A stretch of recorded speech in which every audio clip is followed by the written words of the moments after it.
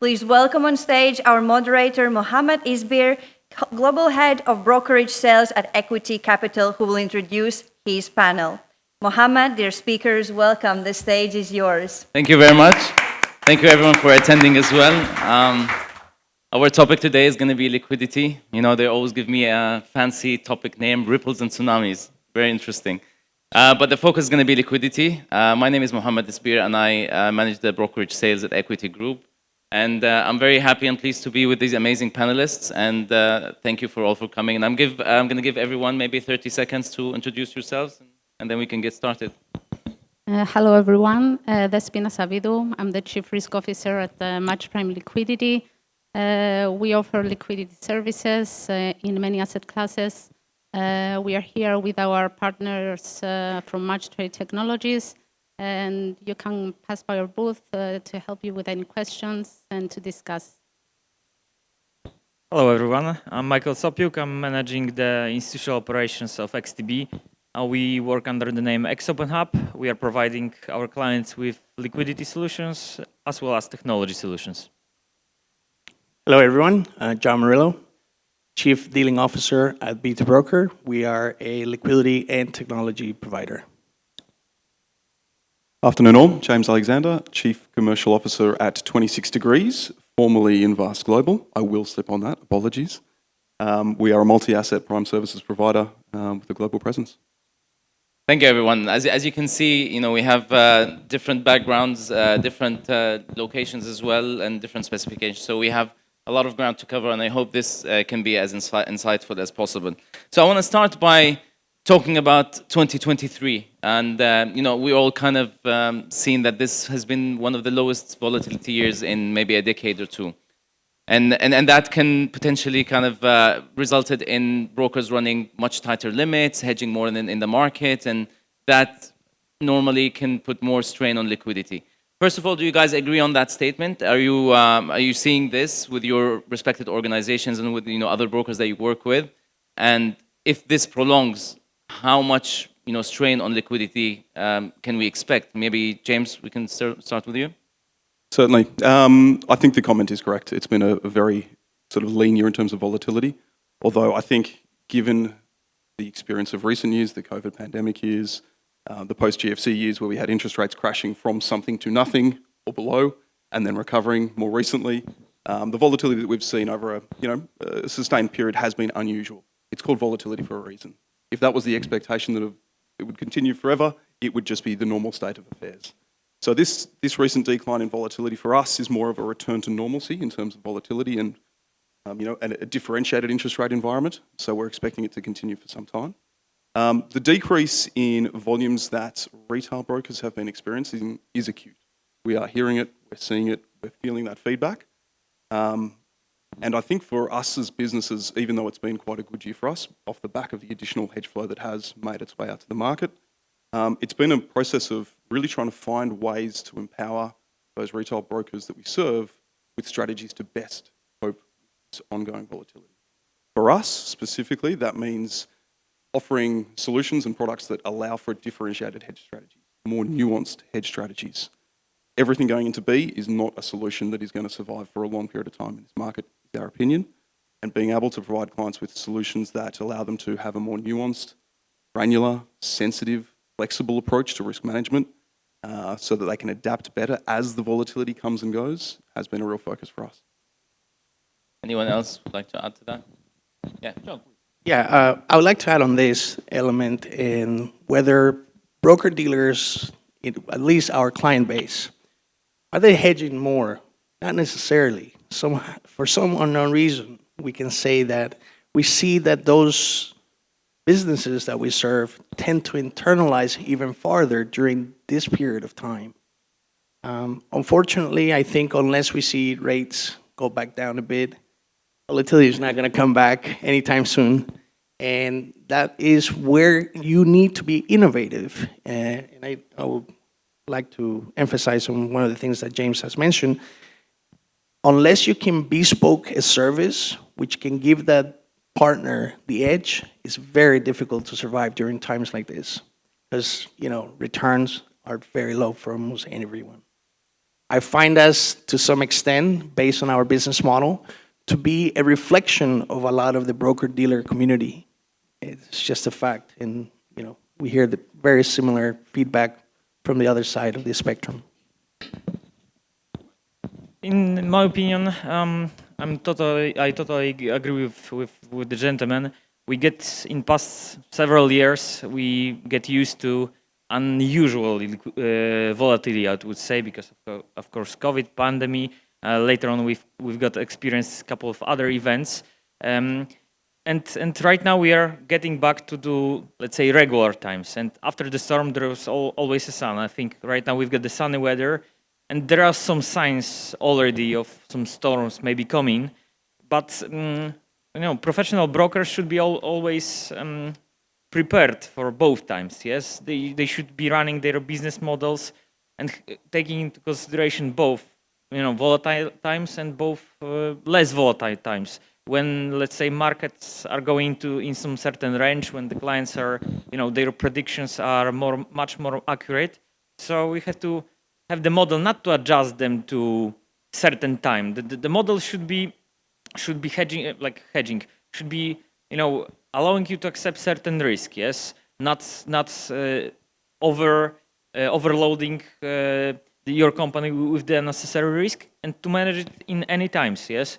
So you cannot act like right now we've got lower volatility. Right now it's time to start hedging. No, it should come from, first of all, your business model, later on from your risk appetite. Yes, and those business models should be worked out before any situation or event that may happen. So not making a predictions, rather being ready for different occasions, different times. Right. I mean, I completely agree, and I think this is the type of things that investing in technology, and this is kind of like our next conversation, is more towards the risk technologies and the trading technologies that everybody should be kind of investing in. But before I get to that, one of the major topics, and I'd like to kind of talk about things that are really everybody is talking about in the market now, which is gold. We know gold in particular has been challenging in terms of liquidity and in terms of generating P&L. The flow types and the flow shapes that we're receiving on gold, and it touches everyone from the smallest broker to the biggest broker in the world. Why has gold been more challenging than everything else, and what do you expect the liquidity provisions on gold to be in the next couple of months? Any takers, maybe? Again, Despina, would you like to? So yes, indeed it was difficult to manage. Gold was affected by many factors. I mean, from the inflation and all the market conditions, the central bank policies and all the geopolitical tensions. But we saw that there was higher demand from brokers to trade gold. And this is mainly because of it was a more predictable. I mean, it was in a range, so it was more predictable and they could more easily make profits. So because retail flow is mainly based on the technical analysis, so it was easier for brokers to make profits, and therefore. They were trading much more. Yeah. Yeah. Okay. Yeah. I mean, yeah. James, maybe, or yeah, Michael. So, in my opinion, with gold, there's a bit different situation, and I think James experienced that situation maybe a couple of years before the whole Europe and the European markets. The reason behind gold is that instrument particularly, and right now the problem is with gold, and it will be very short with other instruments that are illiquid in certain hours, yes, in the evening hours, yes. As we are looking and we are hearing from our partners, where is the problem? The problem is that they experience a lot of front runners that can easily manipulate the price in the evening. It's not about the manipulating, but buying the gold, and where the price with certain probability may go, yes, and how it may affect the market. So basically, gold is a specific instrument because it's quite liquid during the Asian trading session or basically European and US, trading session, but there are some certain hours with the gaps of the liquidity.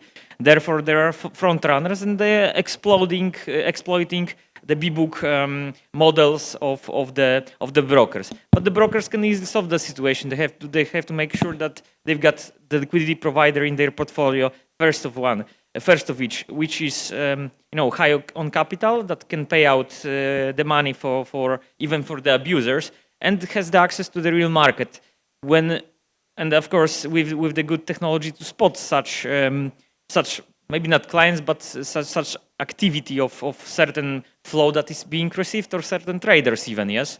So if it's spotted on time, basically it's very easy to prevent, because you send the order to the market, and basically there's no risk of front running such trades, yes, or manipulate the price on the market, because those hedged trade before confirmation of the trade to the end user, it will influence instantly the market. So therefore, the clients should be very careful of choosing the liquidity providers, and make sure that they are trading with the big names, and if they are trading with the clients that have real access to the market. That's my opinion in terms of gold. Yeah, but don't you expect? I mean, this is, I think, maybe for you, John and James. I feel like there's a bit of a disconnect between the retail client, the retail broker, and then the liquidity provider on how much liquidity of gold there is.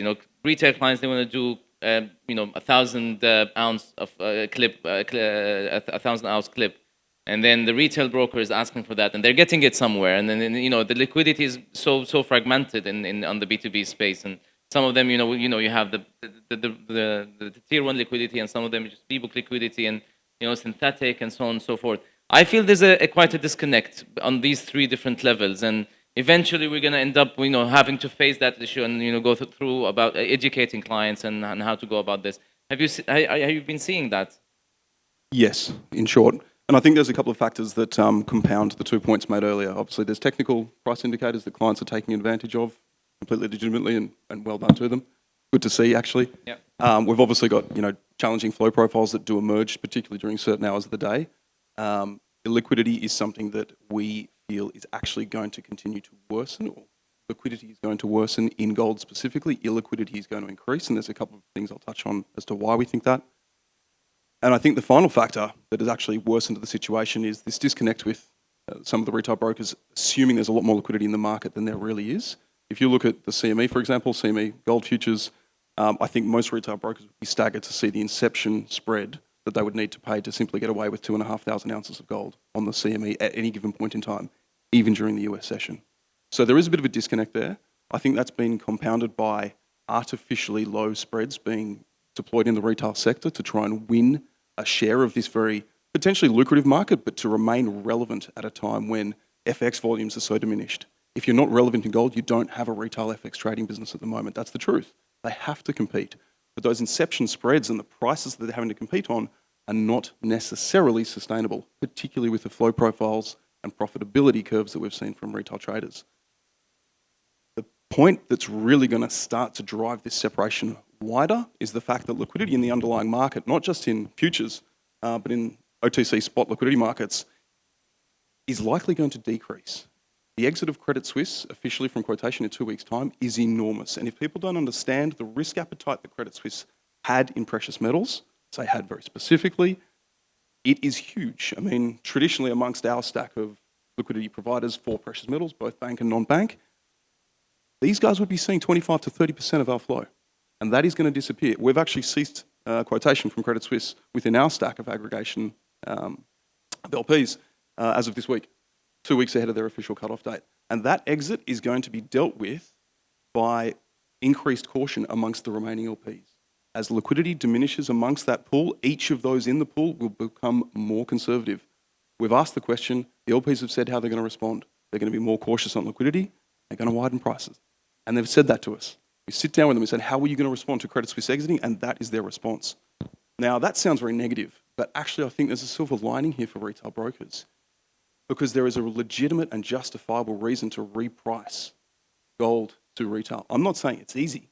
I'm not saying that's not going to come with its own challenges, but there is an opportunity here for retail brokers to take this opportunity to reprice and set an expectation for a fair price for gold even amongst the retail trading market, because in my opinion, while I think at the liquidity provider level, things are okay, at the retail broking level, there is considerable consternation about the price of gold and the ability to monetize, as you mentioned.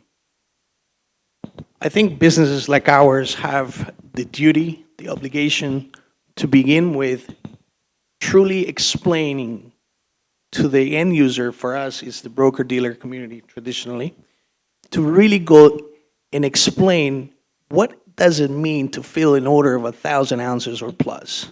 Because they get this perception that is, liquidity on top of the book is good for whatever clip size. That's where the problem lies. That disconnection you mentioned earlier, that's where it takes place. But we can fill the gap. I think that's part of our duty to educate our partners to avoid misunderstandings so they can actually go and train, or maybe not train is the right term, but educate their own client base on what is realistic and what isn't. But how helpful do you think they are? Do you see a lot of kind of cooperation on that front? I think there's more rejection than anything you can Yeah, dream yeah. of Yeah. when you come back to them. Yeah. But here's what I've seen over the years. If you share with that partner how liquidity consumption works, maybe the first time they'll kick like a horse. I agree. Next time you have that discussion, Eventually you get it's there. less painful Yeah. until they get the point, and then we're all on the same page.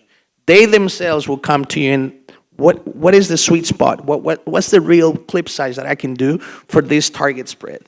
So I think it's about educating our partners. It's part of this connection, and we can really make improvements if we just work on it. Tech makes a tremendous difference. At the same time, Credit Suisse will be very, very much of a significant impact to our gold pricing, I think, for everybody. Major player here. Major player, but you guys don't see any new player coming in and trying to delve and take that place? In the near, go ahead. I think we see a few trying. I think to develop that kind of risk appetite. I mean, Credit Suisse is still to this day the only investment bank that I've ever spoken to personally who would accept a full amount order in 250 million. I mean, there was no other investment bank that stood forward with that appetite that I've been in a conversation with. I'm not saying they don't exist, I just haven't found them. If someone else has, please let me know. Maybe non-banks could have a lot more appetite. We'll see. I mean, They could. Yeah. Okay. Someone will take a share of it. Now Someone the will question take is share. who and Yeah. when. Yeah, yeah. Also, about the education, I totally agree with John, of course. Basically, except apart from the education, basically clients should be well informed. Yes, the technology should provide the order book, right, later on the reporting upon the execution of the price of the execution. Of course, if you've got order book based execution, you see how the order was filled, whether all the reports are post-execution reports are available for that client. So later on, of course, the client can run his own analysis upon that, yes? And of course, having, presenting the liquidity and later on executing that and providing what was promised, that's the first thing. And the other thing is later on sending that flow from, let's say, institutional clients, providers like ourselves to the real market, yes? Those are two separate things, I would say, yes? First, our relation, like John, our companies, yes?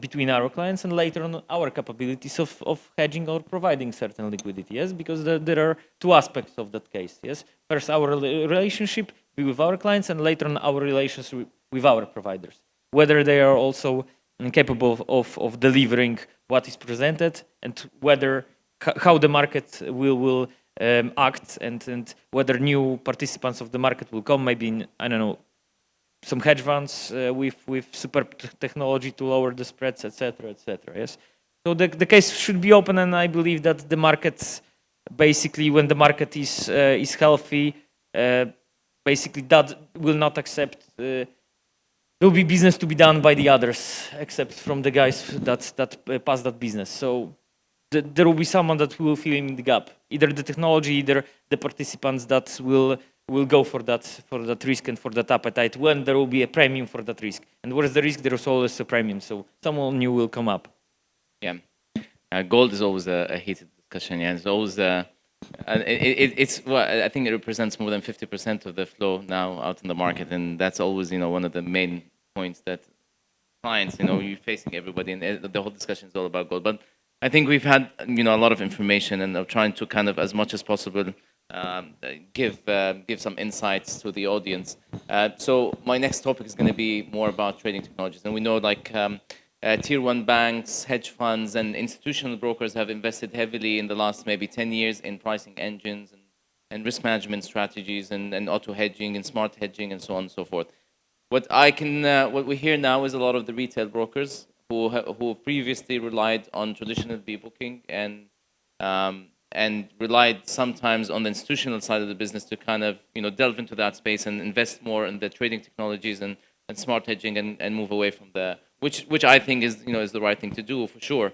But maybe we can give some insights as well. The experiences. What do you guys recommend? The experiences that you went through.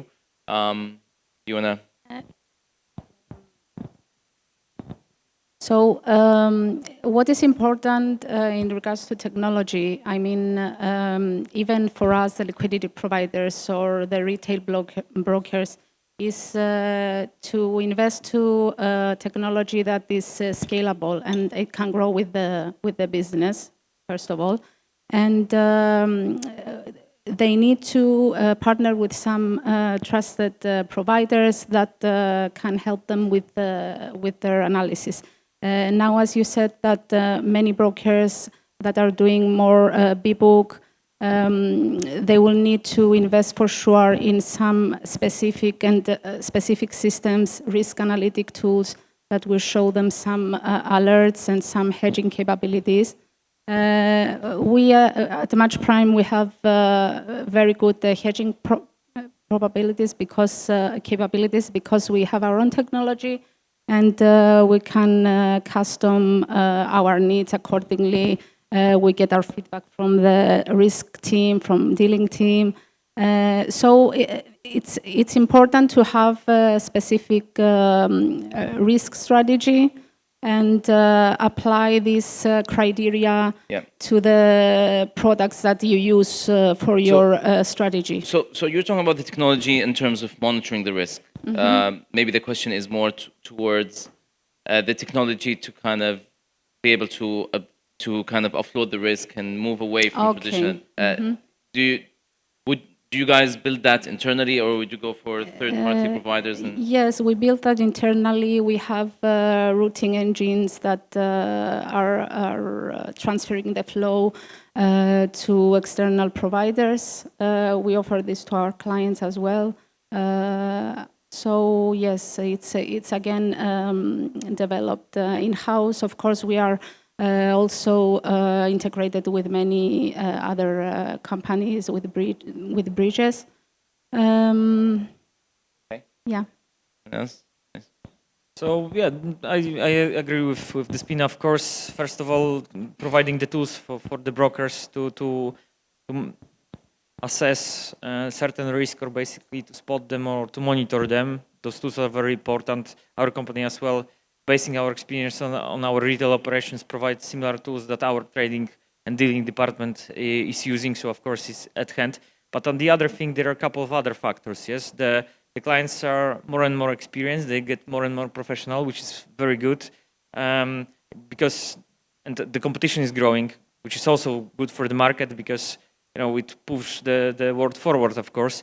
But important thing is that of course the technology goes from the biggest players to the smaller players. Yes, we seen that technology rush between the biggest banks to cut off the latency. Right now, more and more brokers are aware of that you should be co-located with the same exchanges or the same within the same. You should host the server just next to the exchanges. Yes, so we as our company were rendering the same servers next to exchanges to make sure that we've got low latency. Yes, of course, in our market, retail brokers are taking care of, let's say, 5-7 milliseconds of the latency. In the HFT world, 1 millisecond is those are ages. Yes, so these differences are decreasing every year. So the clients are streaming also to get the feeds directly from the exchanges. So when they are choosing the liquidity provider, they should assess that risk. Just after some time, they realized about those risks, so they have to take into consideration, of course, the technology and the latency, which is very, very important. In that case, when the latency is decreased, there is much less probability of being, let's say, scalped, overrun, etc., etc.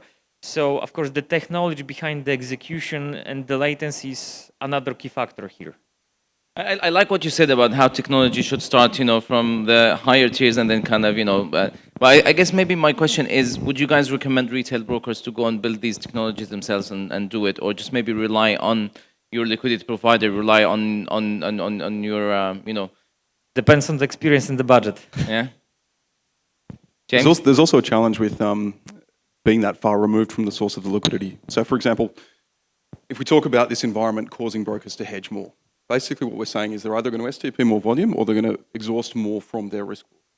So if they're looking to exhaust more STP volume and just route things through to an external liquidity source, they need to have the technology to be able to assess things like market impact. They need to be able to understand a market impact curve and how the liquidity providers upstream of them are assessing the flow. Because if they're not speaking the same language, they don't know what the other party even thinks of the flow. The number of times we talk about toxic flow, challenging flow, people aren't speaking the same language necessarily. Unless you understand the language of the LP who is originating the liquidity, Tier 1 prime broker, the non-bank, yes, indeed, the prime or prime service provider, if they are adding liquidity to the pool, understanding how they see that liquidity and then being able to replicate that in your own systems leads to a disconnected conversation. So STP, you've got to be able to assess those metrics and look at the execution quality. If you're looking to hedge more out of an existing risk book because you're running tighter limits, maybe your balance sheet is a little more constrained because of this environment, then you've got to understand that being able to exit that flow in a flexible way may be more important because you might be exiting more regularly, smaller trade sizes. It won't be just we've got 50 mil to do, let's dump it on the street. It's, guys, we regularly need to be pushing out 5s and 10s on a time basis, on a symbol basis.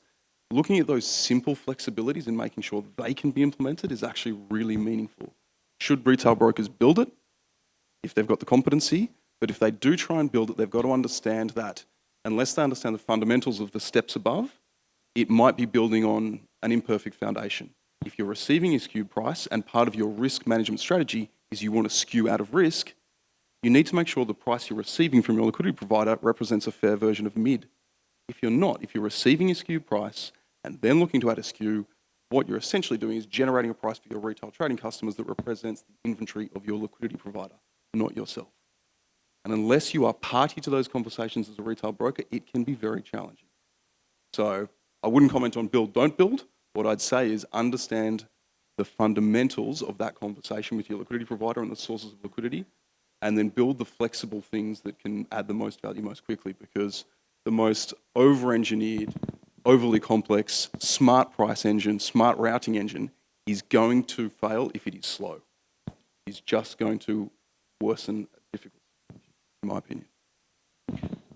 I'll add to that, James, and well said. I must agree 100% on his input. My take on this is it comes down to the maturity of that business.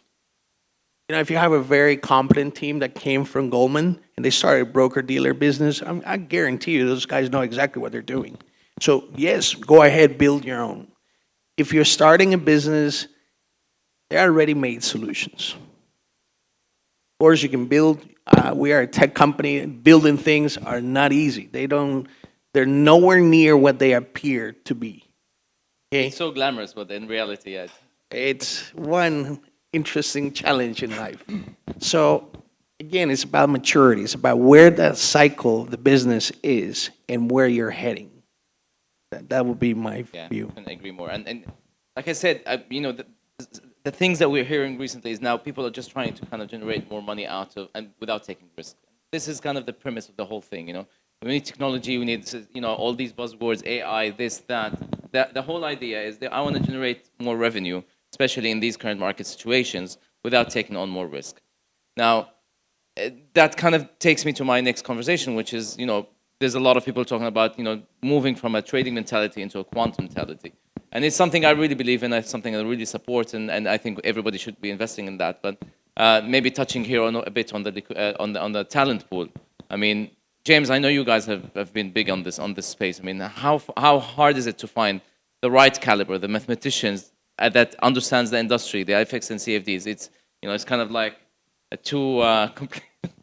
What's your take on that? And It's not easy. We've got two approaches to this. One, get them early, and two, pay them well. I mean, we have a few members of our quant team who are here in Cyprus this week. As a matter of fact, they're in this room. They will be distinguishable by the fact they're wearing sneakers and floral shirts because they're on holiday. Because that's the quant team. They get looked after. They get to take these and then when they come back, they want to work from home, aren't they? Exactly. No, look, I think it's about creating a culture where they want to work, where they want to thrive. We do hire young and then train hard. So we bring in young, smart people. One of the people that's joined us recently is the son of the central bank governor in Australia. So we're hiring the best caliber of talent we can get our hands on and that we can practically afford. And then we build a culture where they just don't want to leave because they're interested, they're engaged, they're learning a lot, and they're in a cohort of people that they enjoy spending time with. You know, understanding what motivates different personality types is crucial if you're going to try and attract and retain those kind of minds, those kind of personalities. So I think it's crucial, and it's certainly been a big part of our growth strategy and success thus far to date, in truth. And I would encourage it amongst all segments of our industry, but it's not an easy thing to pull off. And there is a limited pool. So, you know, I think we're blessed by our geographic diversity, Australia, Japan, London, Cyprus as well. Some of those locations are particularly adept at producing high quality quantitative talent. Europe has a number of hotspots as well. So, you know, being close, like very proximate to that talent, also crucial. It's probably one of the biggest challenges you will come across. It's very, very difficult to find people to attract that talent.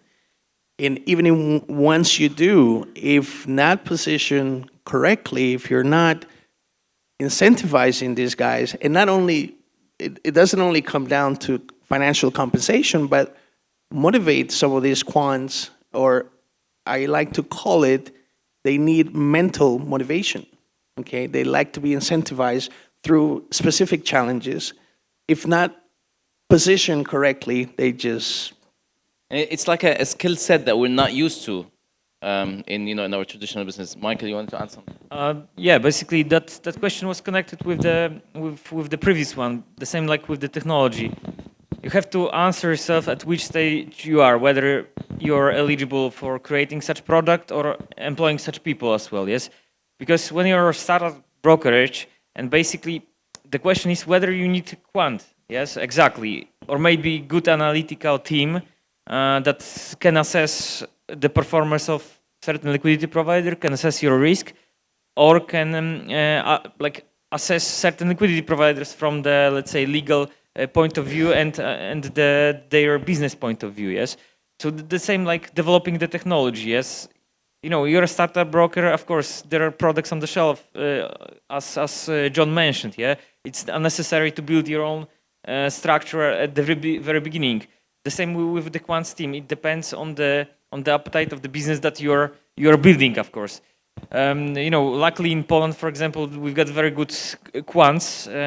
You're eligible of finding good people, but as John mentioned, like not only financially, they should be inspired. They should be inspired by interesting products development and, you know, letting them to make certain decisions. Yes.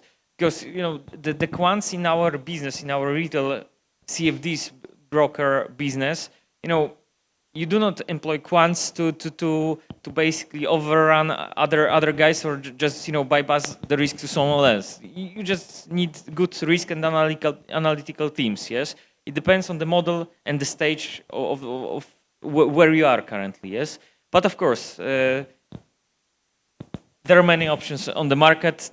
But still, those young people, talented people should first of all be inspired by the business model, by the company culture and the projects that they'll be running, and the freedom of, you know, free float of mind, whether they're provided with that or not.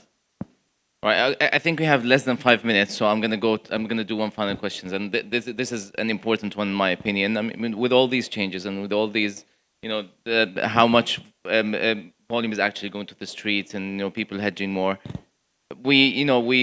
I don't know if this is a setup for a new Black Swan event. I don't know if this is, you know, there's so much strain on liquidity now. I think we all need to be kind of prepared for it. I know you guys, we all invested in technology, we're invested in risk management systems. What kind of advice would you give to brokers, whether on the retail or on the B2B side? This is an important topic, and I don't know, maybe this is the time for it. I'm going to give each one of you maybe a minute to kind of quickly, because we only have 4 minutes left. Please, we want to start with you, Despina, maybe? Yeah? No? Okay. Go ahead. Just a quick one. No, it's okay. Like, brokers should analyze what is certainly needed. Do not overinvest, and basically look and analyze for the products that are already on the market, yes? And try to be smart in your decisions. And basically those models that you will choose should allow to grow your business in a flexible way, not to stop or basically slow down some actions. That's my only advice. John? I think from our take, it comes down to, once again, does that business understand the risk they're undertaking? We do a lot of client relationship approaches, and we try to understand what is the actual level of expertise of that partner. And when we see a lot of risk concentration, we come to them and say, listen, we may find an efficiency in the way you're running your operation to some degree. We would like to highlight this. We try to be proactive, not reactive to a situation. The longer you wait for that client to get hit or something unexpected taking place, that's when you run into trouble. And I think what we can do is we can, again, I like to say that if you always strategize towards a black swan event, being more conservative is not necessarily a bad thing. Some people don't see it this way because they've never gone through it. Or, I don't know, for some unknown reason, 2015 was forgotten fairly quick. Yeah, well, This is very likely, I won't say we will see something that drastic, but something will take place and will reshape the industry in the upcoming year or so. Some form of near-term approach. let's try to be more positive, James, yeah? You talked about black swans. Be more positive, black swan. Prepare your balance sheet, your own balance sheet, because everyone is going to face into hard times at some point. Assess your counterparties well, and that includes balance sheet. Know that at some point your counterparty might also face into those same hard times. And when we see market dislocations, it generally tends to affect every link in the chain, and the weakest point in that chain will break. Don't let that be you. Don't let that be your counterparties. Very simply. If you dive into the box, because this is a little bit about technology, there's a million things you can do. I don't honestly personally believe, and maybe my quant team would disagree with this, but they're on holiday, so hopefully they'll not disagree with me publicly. You can't necessarily run a business assuming that black swan is going to hit you today or tomorrow. You will risk manage yourself out of the business. We are in the business of accepting a certain amount of risk for a fair return. You can argue all day about fair returns, we do in our industry, but there is an amount of risk that needs to be taken. If there was one thing, having seen a lot of these, just comes with the grey hair, these dislocations, these events, price filtration is one of the most important things to understand, and having a flexibility of price filtration will allow you to manage your price day in and day out and price well for the regular market events, but should allow some level of circuit breaker type capability if a black swan hits us. So while there's a million things, that would be the one that I'd pick in the tech. All right, I think we're out of time. So first of all, I would like to thank our great panelists. It's been an amazing conversation. Thank you very much for your time, and thank you for your attendance. Thank you, IFX, for this great opportunity. Thank you. Thank you, Isbeer. Thanks.